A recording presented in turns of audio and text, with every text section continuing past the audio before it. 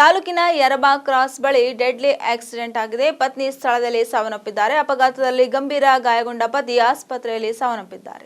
ಬಸವಕಲ್ಯಾಣ ತಾಲೂಕಿನ ನಾರಾಯಣಪುರ ಗ್ರಾಮದ ಬಬಿತಾ ರೇಕುಳಗಿ ಸ್ಥಳದಲ್ಲಿಯೇ ಸಾವನ್ನಪ್ಪಿದ್ದಾರೆ. ಗಂಡ ಪ್ರಕಾಶ್ ರೇಕುಳಗಿ ಖಾಸಗಿ ಆಸ್ಪತ್ರೆಯಲ್ಲಿ ಸಾವನ್ನಪ್ಪಿದ್ದಾರೆ. ಇಂದು ಬೆಳಗ್ಗೆ 11:30ಕ್ಕೆ ಭೀಕರ ಅಪಘಾತ ಸಂಭವಿಸಿದೆ.